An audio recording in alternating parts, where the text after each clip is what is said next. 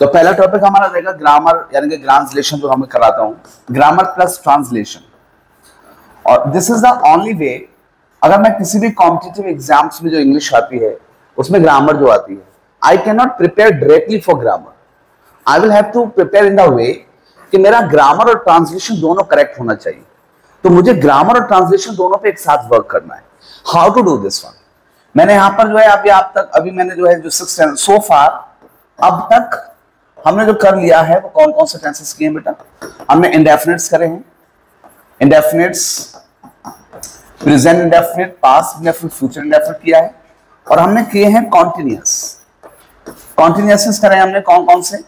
Present continuous किया, past continuous किया, future continuous किया। टेंसेस को सीखने का सबसे अच्छा तरीका क्या है कि आपको सबसे पहले आपको देखो नेम ऑफ टेंस पता हो, ये खुद से हमने पूछना है कि आई नो दिस और नॉट। सेकंड, आपको हिंदी आइडेंटिफिकेशन पता हो। हिंदी की आइडेंटिफिकेशन क्या है कि हम कहां पे खत्म करते हैं, लेकिन ये 100% करेक्ट नहीं होता। कभी कभी हिंदी आइडेंटिफिकेशन जो है वो हमें सेंटेंस को हमारे गलत ट्रांसलेट करा देता है।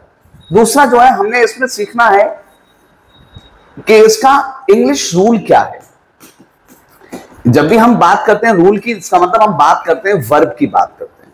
किसकी बात करते हैं? वर्ब की बात करते हैं। वर्ब का मतलब क्या हुआ? वर्ब का मतलब यह है कि हमें यह पता हो कि जो वर्ब हम कौन सी वर्ब इस्तेमाल करेंगे, ठीक है, इसका इस्तेमाल करना हमें आता हो। सॉरी, चैट सब please do not disturb more to block. हाँ, मैं I have done yes sir, audio and video both are good, thank you. तो बेटा इंग्लिश रूल में का मतलब हुआ मुझे वर्ब कौन सा है, कि वर्ब की फॉर्म क्या है, which form should I use of verb. अच्छा, तीसरा, आई शुड नो, जरूर मुझे पता होना चाहिए कि why to use it, why to use it, मुझे इस टेंस का इस्तेमाल क्यों करना है। Means to say what to show, ये क्या शो करेगा, ये टेंस क्या शो करेगा। जैसे प्रेजेंट इंडेफिनिट की बात करें तो प्रेजेंट का इंसिडेंट बताता है, प्रेजेंट की कोई भी हैबिट बताता है, प्रेजेंट का कोई भी सच बताता है। तो उन सारी बातों को बताने के लिए हम प्रेजेंट इंडेफिनिट का इस्तेमाल करते हैं। इसी चीज को जो है व्हाई टू यूज इट, हमें इसका इस्तेमाल करना क्यों है। और लास्ट वन के 6 टाइप्स ऑफ सेंटेंसेस हमें बनाने आने चाहिए, क्योंकि क्वेश्चन कहीं से भी आ सकता है, ठीक है। और हर टेंस का अपना कीवर्ड्स होते हैं। क्या होते हैं? कीवर्ड्स, और कीवर्ड्स के हिसाब से हमें इस्तेमाल करना चाहिए। So we have to learn. और एक बात ध्यान रखना, ये क्या है, देखो ग्रामर हमें, ये मैंने जो बताया ये सब क्या चीज है, ये ग्रामर प्लस ट्रांसलेशन है। क्या है ये? Grammar plus translation. तो हमें जो है ऐसे सीखना है हर टेंस को कि मुझे उसकी ट्रांसलेशन भी आती हो और मुझे उसकी ग्रामर भी आती हो। आई शुड नो कि इसे मैं क्यों यूज कर रहा हूं और इसका मतलब क्या निकल रहा है, इसका मीनिंग क्या निकलेगा, मुझे ये सब पता होना चाहिए। Correct? Again we are coming on this one. Second, welcome, I was waiting for you here. मैं यहां इंतजार कर रहा था, मैंने यहां पे आएंगे, ठीक है। देन 7वां टेंस आज हम सीखेंगे किसके? As per translation. मैंने देखो 7th टेंस बताना है। 7th टेंस किसके लिए? ट्रांसलेशन के लिए। ये 7th टेंस है कौन सा?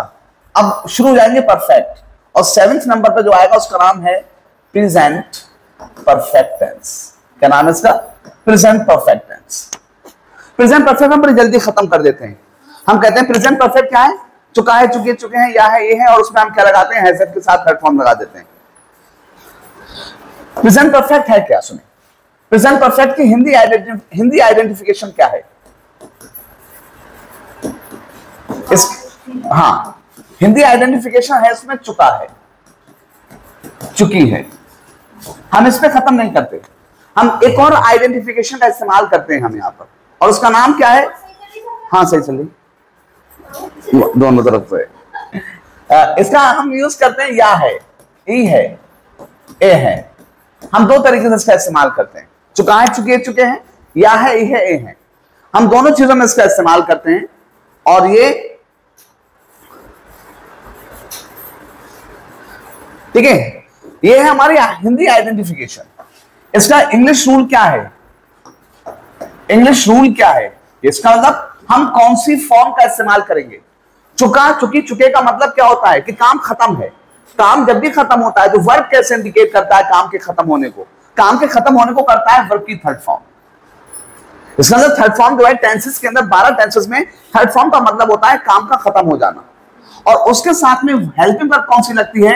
Has and have. तो इसका रूल हो गया हैज हैव के साथ में कौन सी फॉर्म? Third form. अगेन अच्छा, व्हाट टू शो, मैंने कहा था हमें ये चीजें पता होनी चाहिए। व्हाट टू शो किन चीजों को शो करता है? ये शो करता है ये कि जो है कि ये दिखाता है, इट शोज, ये दिखाता है that a work has been completed, एक वर्क इज कंप्लीटेड, एक वर्क जो है वो कैसा हुआ है? कंप्लीट हो गया है। ये बताता है, ये कौन बताता है? ये जो है कौन शो करता है? प्रेजेंट परफेक्ट टेंस शो करता है कि काम जो है वो क्या हो गया है? खत्म हो गया है। और कब खत्म हुआ है? एट प्रेजेंट खत्म हुआ है। अब देखो इसका मैं अगर इसको अंडरस्टैंड करने के लिए मैंने टाइम लाइन बनाया। देखो ये टाइम लाइन है, मैं यहां पर देखो ये जो है ये क्या है? ये बेटा ये प्रेजेंट है। बताओ प्रेजेंट से पहले इधर सारा क्या है? पास्ट है, और इधर सारा क्या है? ये फ्यूचर है, करेक्ट ना? और ये क्या चीज है? ये प्रेजेंट है। नाइस। अब बताइए यहां पर जो काम है ये प्रेजेंट परफेक्ट कैसे शो करता है? प्रेजेंट परफेक्ट ये शो करता है कि ये कोई काम यहां पे कहीं खत्म हुआ, शुरू हुआ था। बताओ कहां शुरू हुआ है? ये पास्ट में शुरू हुआ है। और यहां पर देखो ये बिगिन हुआ है, ये बिगैन एट पास्ट, ये बिगैन एट पास्ट, ये पास्ट में शुरू हुआ और ये होते होते होते होते यहां प्रेजेंट के साथ में खत्म हुआ है, यहां पर फिनिश हुआ है। एक राइटर लिखता है कि present perfect is not perfect, is not present.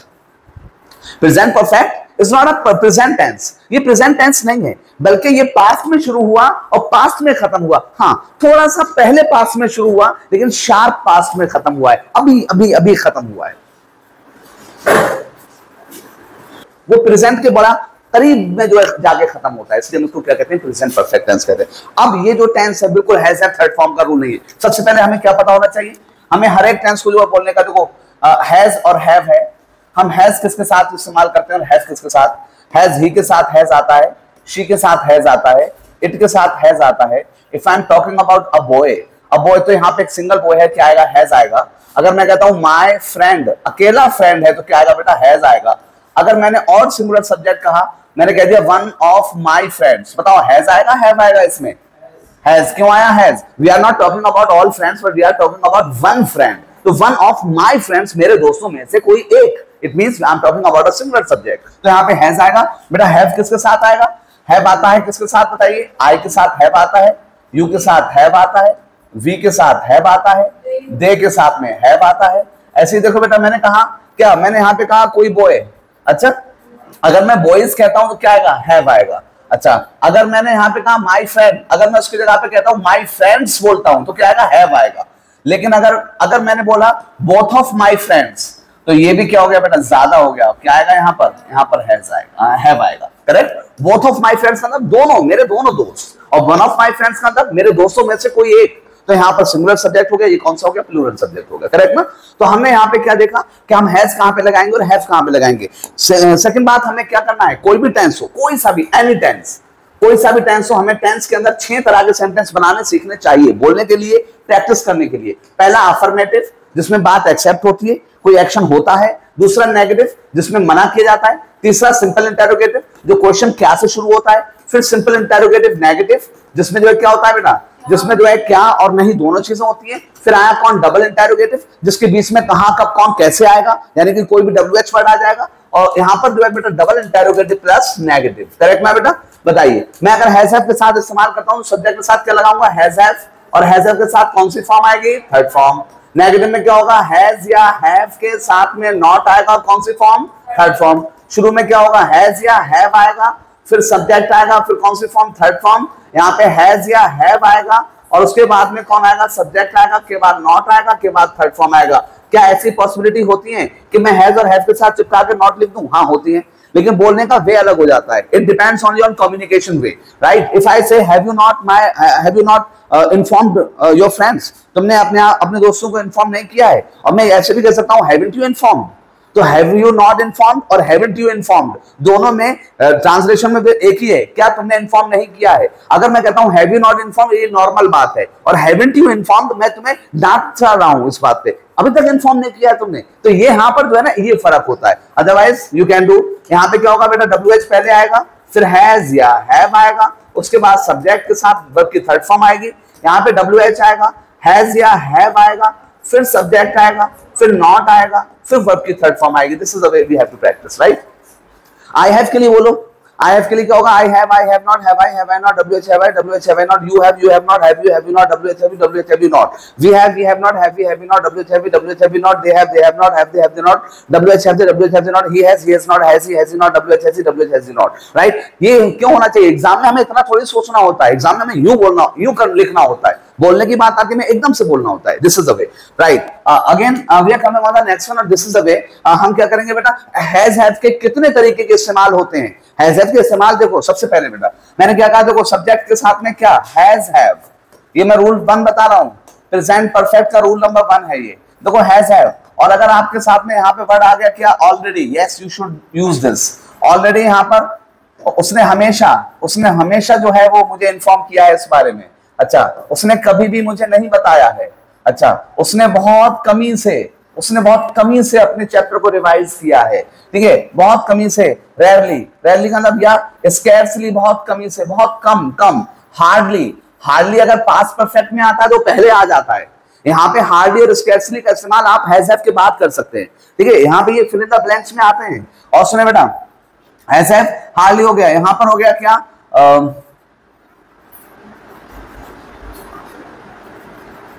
rarely and often, yes oftenly, often जो है, और इन सब के बाद में कौन सी फॉर्म आएगी, थर्ड फॉर्म आएगी। देखें यहाँ पर she rarely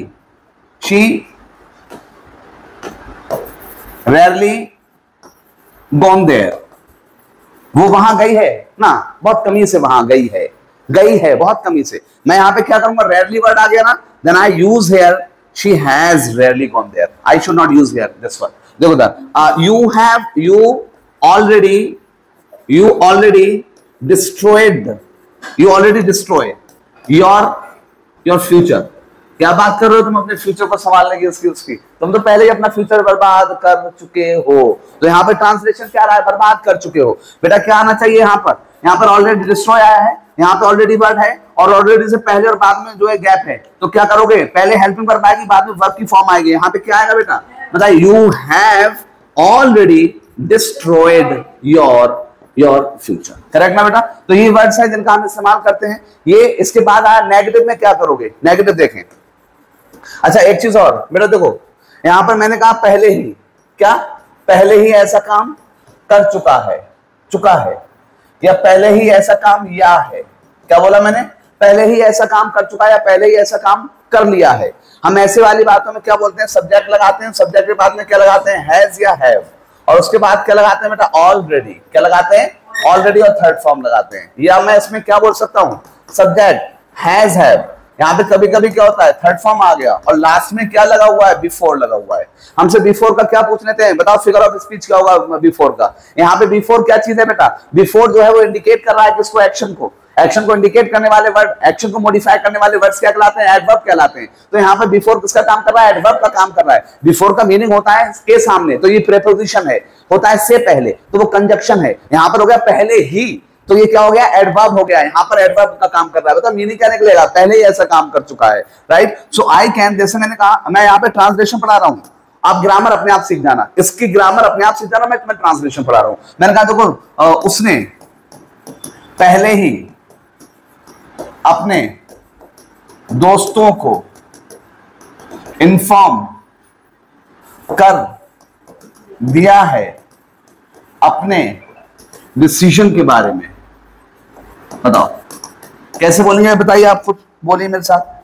He has already informed, है ना, आगे की चीज कर दोगे, अपने आप लिख दोगे आप, about his friends about, yes। अच्छा दूसरा बताओ क्या लिख सकते हो आप इसको, he has informed, सही है, he has informed before, वो पहले ही इन्फॉर्म कर चुका है, करेक्ट ना। यहाँ पे पहले ही के मीनिंग के लिए मैंने ऑलरेडी लगाया, तो बीच में लगाया हैज हैव और थर्ड फॉर्म के, और जब मैंने बिफोर का इस्तेमाल किया तो कहां पे किया, लास्ट में किया, correct. Is there any problem, you can ask मी।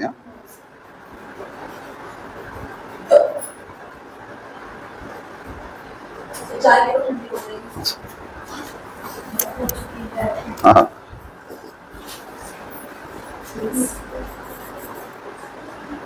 देखें अगला आया, देखो अगर इसका नेगेटिव होगा, रूल नंबर टू देखें, अगर इसका नेगेटिव होगा कि ऐसा नहीं चुका है और अब तक, सही है ना, अब तक या अभी तक, या हम कभी कभी इसको बोलते हैं अभी भी, ऐसे लैंग्वेज बोलने वाले हिंदी में अलग अलग बोल सकते हैं, ठीक है। अभी तक ऐसा नहीं हुआ है, अभी भी ऐसा नहीं हुआ है, हम क्या करते हैं बेटा, सब्जेक्ट लगाते हैं, has, have, not, third form, आखिर में आप लगा सकते हो क्या, सो फार, सही है। यहां पे क्या लग जाएगा, सो फार, या सब्जेक्ट प्लस सो फार की जगह पे आप एक और वर्ड लगा सकते हो, येट, येट, क्या लगा सकते हो, येट, तो क्या हो जाएगा बेटा, बताइए। जैसे मैंने कहा यहां पर सो फार या येट, अच्छा जैसे मैंने एक सेंटेंस कहा कि मैंने अभी तक अपना काम फिनिश नहीं किया है, बताइए, फिनिश नहीं किया है, बताइए इसकी इंग्लिश क्या होगी, मैंने अभी तक अपना काम फिनिश नहीं किया है, कैसे बोलोगे, आई हैवंट या have not, I have not finished my work. आगे आप क्या बोल सकते हैं बेटा, सो फार या येट, करेक्ट ना बेटा। अब यहाँ पे ग्रामर कैसे, ये तो ट्रांसलेशन पर आ जाएगी, तो ग्रामर यहाँ पे कैसे आएगी, ग्रामर आएगी इस तरीके से, शी, सही है, gone, go there, so far या येट। बेटा आपने क्या देखा है यहाँ पर, ये आपको जो है वर्ब के लिए खाली दिया हुआ है, जगह खाली दी है, लास्ट में क्या लिखा हुआ है, येट या सो फार, आप समझ गए, येट या सो फार किस में आता है, नेगेटिव में आता है। आप यहाँ पे क्या करेंगे, शी के साथ में क्या लगाएंगे बेटा, शी के साथ में लगाएंगे हैज, हैज के साथ में क्या आएगा, नॉट, और गो की थर्ड फॉर्म क्या आएगी, गोन, शी हैज नॉट गोन सो फार। आपने क्या देखा, सिर्फ सो फार और येट से, इस सो फार और येट ने आपको बता दिया, ग्रामेटिकल यूज के लिए बता दिया कि भाई यहाँ पर क्या आना चाहिए, हैज, हैव के साथ में नॉट और थर्ड फॉर्म आना चाहिए। Again we are coming on the next rule and this is imperative, interrogative, rule number 3, simple interrogative हुआ तो कैसे करना होगा प्रेजेंट परफेक्ट को, क्या ऐसा काम चुका है, क्या ऐसा काम चुका है या है, आप इसमें क्या करेंगे, हैज हैव शुरू में ले लेंगे, क्या ले लेंगे, हैज हैव। और यहां पर एक वर्ड मैं आपको देता हूं, वर्ड है क्या, कभी, क्या बेटा, कभी, क्या मैंने दे दिया बीच में एक वर्ड, कभी दे दिया, तो बताओ क्या हो जाएगा, क्या, और इसमें होगा क्या बेटा, आप इसमें हैज या हैव शुरू में लगाएंगे क्या के लिए, सिंपल इंटरोगेटिव है, फिर सब्जेक्ट आएगा, फिर आएगा इवन, नहीं इवन नहीं एवर, क्या आएगा बेटा, एवर, और फिर आएगा कौन सी फॉर्म, थर्ड फॉर्म। बताइए, जैसे मैंने क्वेश्चन यहां पे कहा, क्या तुमने कभी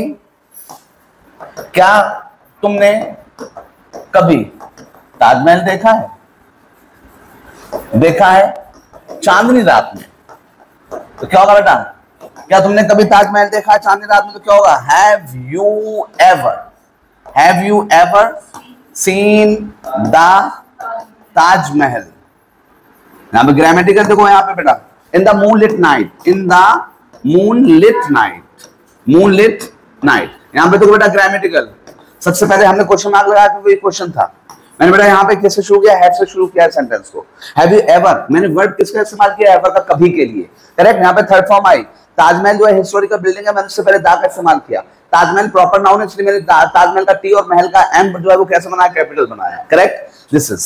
अच्छा इसके बाद जो दे आर द यूज मैंने कितने तरीके के बताइए, शी हैज रेयरली, हाँ बेटा यहाँ पे ना रेयरली की जगह पे आप ये भी लगा सकते हो प्रेजेंटली, या वर्ड बोल सकते हो रिसेंटली, मीनिंग क्या हुआ, मैं उधर भूल गया था ये दोनों वर्ड्स, क्या रेयरली तो मैंने बताया था, रिसेंटली और प्रेजेंटली का होता है फिलहाल, हाल ही में, सही है ना, तो इसका मीनिंग क्या निकलेगा, देखो मैं यहाँ पर जो है इसको काट रहा हूं, मैंने यहाँ पर ये नहीं कह रहा, बताओ मैंने क्या कहा, शी हैज रिसेंटली या प्रेजेंटली ओपनड ए शॉप, क्या मतलब हुआ इसका, उसने अभी फिलहाल में, हाल ही में, उसने अभी जल्दी में ही क्या किया है, उसने एक शॉप को ओपन किया है। मैंने एक रूल मैंने आपको ये बताया, दूसरा मैंने नेगेटिव का बताया, कैसे, they have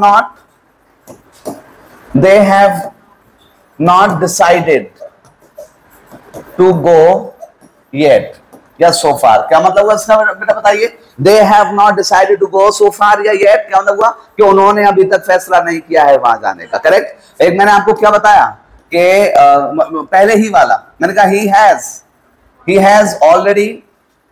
has already gone, वो चला गया है, या ही हैज, अगर आप यहाँ पे ऑलरेडी नहीं बोलेंगे तो आपको क्या बोलना पड़ेगा, लास्ट में बिफोर बोलना पड़ेगा। ध्यान रखना, ऑलरेडी आएगा तो बीच में आएगा, हेल्पिंग वर्ब वर्ब के बीच में, और अगर बिफोर आएगा तो लास्ट में आएगा। एंड मैंने आपको एक और मैंने बताया कि have you ever tried this, क्या तुमने कभी ये ट्राई किया है, कभी ये ट्राई किया है, दिस इज करेक्ट ना। And it was a present perfect tense. ठीक है, प्रेजेंट परफेक्ट हमें जो है सिर्फ टेंस को नहीं पढ़ना है, टेंस का नाम नहीं, हिंदी आइडेंटिफिकेशन नहीं, इंग्लिश का रूल नहीं पढ़ना है, हमें पता होना चाहिए व्हाट टू शो, हमें पता होना चाहिए कितने तरीके के सेंटेंस बनाए जा सकते हैं। तो मैंने हैज हैव को मैंने डिफरेंट तरीके से कराया है, यहाँ पर इतने ही स्ट्रक्चर्स में। और जब ग्रामर में आता है तो ग्रामर में क्या आता है, ग्रामर में ये सारे स्ट्रक्चर्स आते हैं, ना कि हैज हैव का थर्ड। ठीक है,